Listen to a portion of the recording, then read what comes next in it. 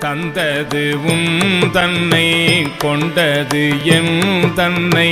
சங்கரார் கோலோ சதுர